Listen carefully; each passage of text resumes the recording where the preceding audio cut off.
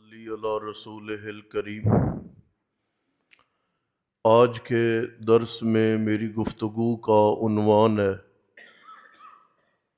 کہ آپ نکاح کو آسان بنائیں۔ یہ مضمون بھی بڑی ضرورت اور اہمیت کا حامل موضوع اور عنوان ہے۔ میں نے جو دو چار باتیں ذکر کرنی ہیں وہ یہ کہ کل میں عرض کر چکا ہوں کہ بہت سارے خرافات اور رسم و رواج نے مسلمانوں کو پیچھے دھکیل دیا اور ہماری وہ رفتار جس سے مسلمان قوم ترقی کر رہی تھی، یہ رسومات اس ترقی پر مبنی رفتار میں ایک بہت بڑی رکاوٹ ہے۔ حضرت سعید بن مسیب رحمۃ اللہ تعالی علیہ ایک بڑے تابعی گزرے ہیں، پڑھاتے تھے اور بیٹی جوان ہو گئی، بڑی تقوی والی، نماز روزے کی پابند، پڑھی لکھی اور خوبصورت۔ تمام رؤساء وڈیروں نے، حکمرانوں نے اس بات کی کوشش کی کہ ہم اپنی اولاد کے لیے حضرت سعید بن مسیب سے رشتہ مانگ لیں۔ اصرار کے بعد آپ انکار کرتے رہے۔ ایک بچہ پڑھتا تھا، یتیم، مال و اسباب نہ ہونے کے برابر، ایک وہ اور ایک ماں،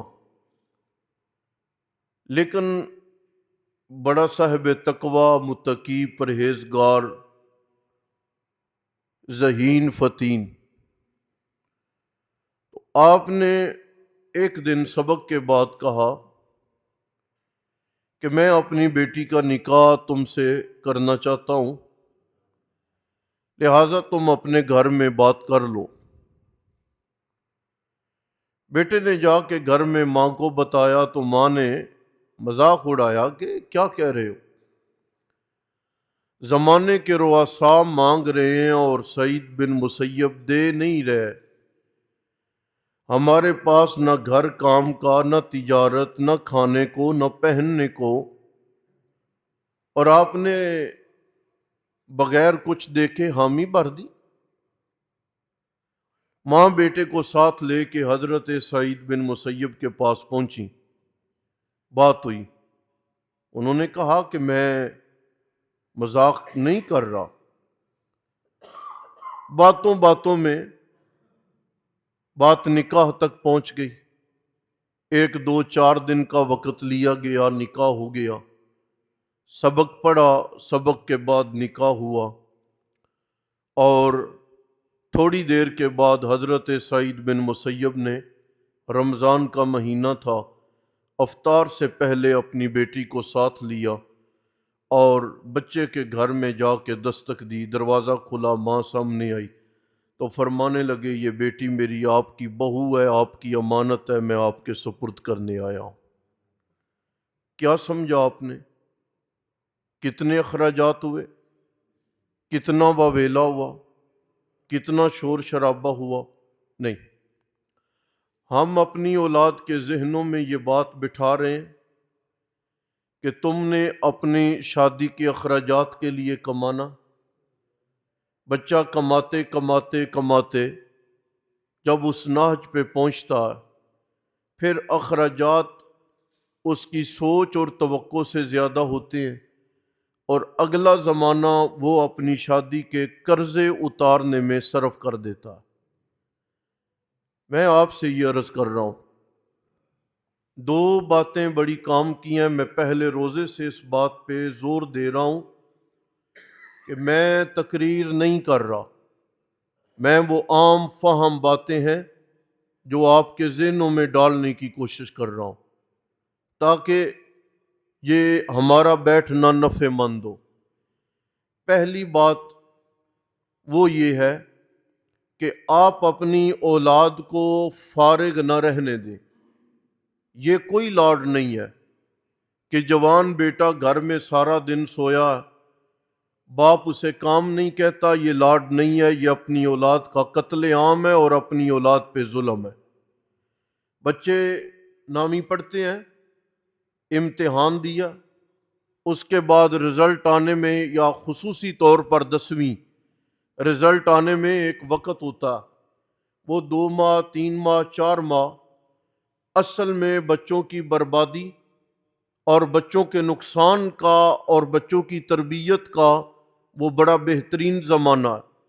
نقصان ہوا تو انہی دنوں میں ہوگا، تربیت ہو گئی تو انہی دنوں میں ہوگی۔ آپ اپنی اولاد کو وہ 2-4 مہینے، 8 مہینے، 3 مہینے فارغ نہ رہنے دیں۔ آپ انہیں آمادہ کریں کہ تم جب تک تمہاری اگلی کلاسز شروع نہیں ہوتی، تم نے کوئی ہنر سیکھنا ہے، تم نے کوئی فن سیکھنا ہے، تم نے کل اپنی عملی زندگی میں اپنی معاشی استحکام کے لیے کوئی نہ کوئی سیکھنا ہے۔ تم نے گھر میں فارغ نہیں رہنا کہ گئے سبزی لے کے آ گئے، موبائل میں گھسے رہے، سو گئے، کھا لیا، نہ، یہ نہیں کرنا۔ ہم یہ جو بچوں کو یہ موقع فراہم کرتے ہیں فارغ رہنے کا، اس کی وجہ سے ایک تو فن سے بچے محروم ہو رہے ہیں، اور وہ 3-4 منتھ کی عیاشی اور والدین کی بے توجہی یہ ان بچوں کو بری مجلس کا عادی بھی بنا دیتی ہے، اور یہ ان بچوں کو سست روی کا شکار بھی کر دیتی ہے۔ میں یہ عرض کر رہا ہوں، ہمارے آج یہ ایک بھوت سوار ہے کہ جی ہم نے بچے کو باہر بھیجنا۔ بھیجیں آپ، لیکن اگر باہر جانے تک 2 سال 3 سال 2.5 سال درکار ہے، تو وہ 2-2.5 سال صرف اسی خوشی میں بستر پہ رہنا ہے کہ میں نے تو باہر چلے جانا ہے۔ اس 2.5 سالوں میں اس بچے کو اس بات پہ آمادہ کریں کہ تو نے گھر کے اخراجات میں حصہ ڈالنا ہے، تو نے نکلنا ہے، تو نے کمانا ہے۔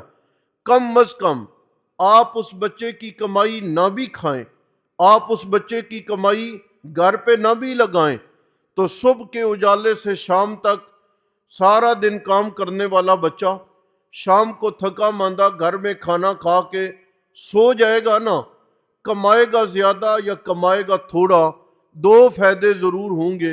ایک فائدہ یہ ہوگا کہ فن سیکھ جائے گا، اور دوسرا فائدہ یہ ہوگا کہ بری مجلس سے بچ جائے گا۔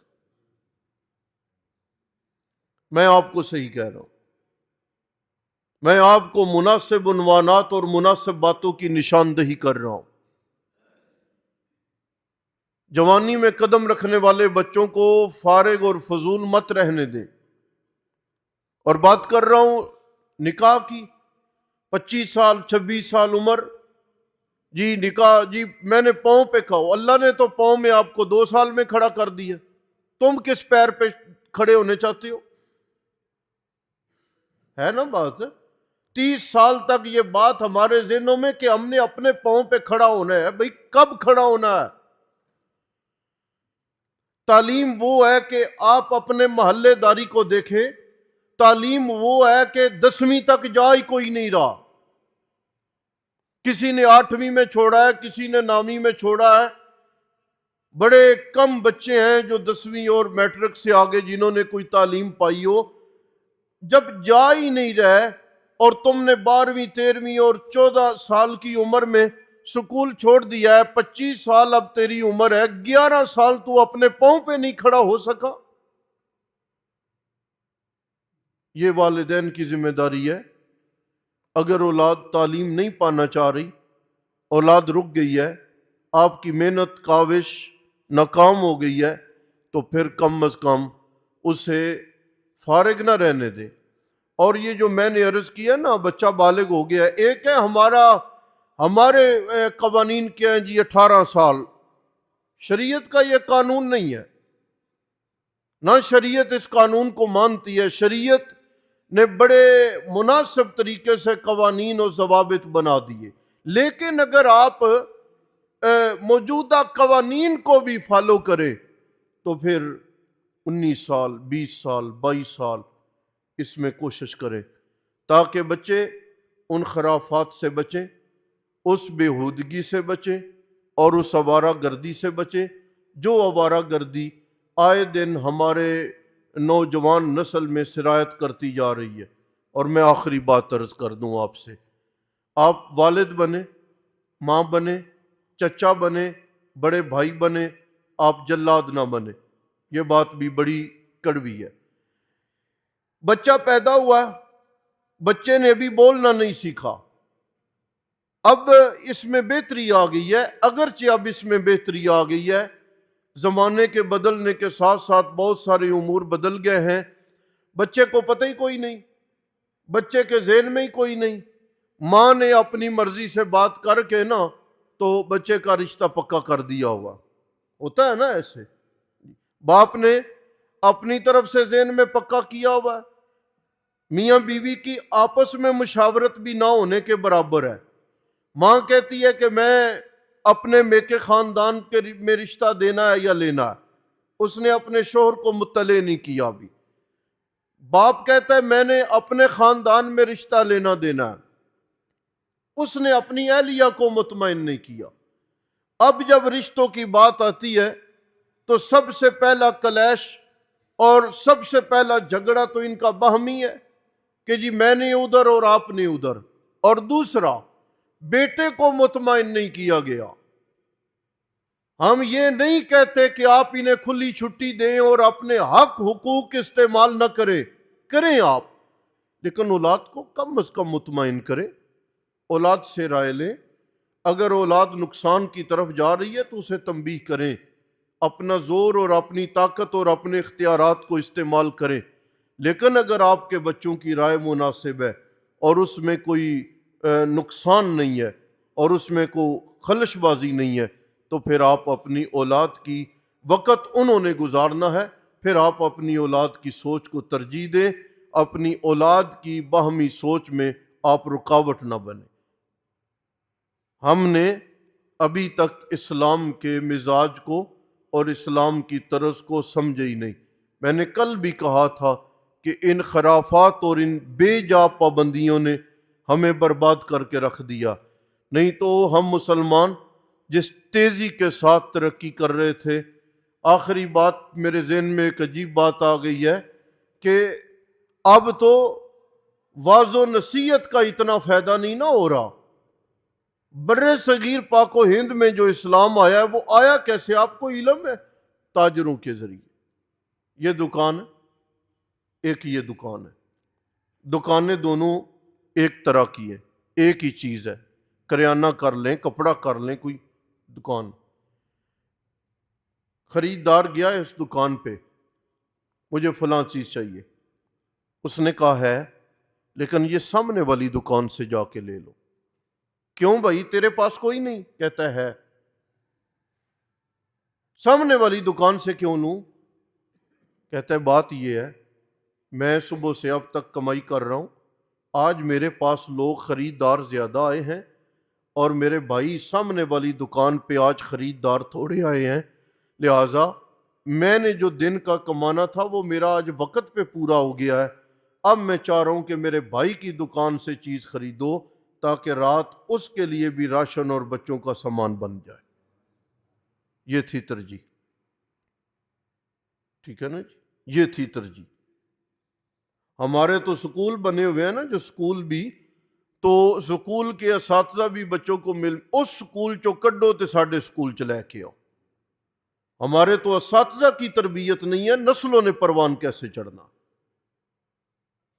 اللہ تعالیٰ سے دعا کیا کریں اولاد کے حق میں بھی، اپنے ماحول و معاشرے کے حق میں بھی اللہ رحم کا معاملہ فرمائے۔ الحمدللہ۔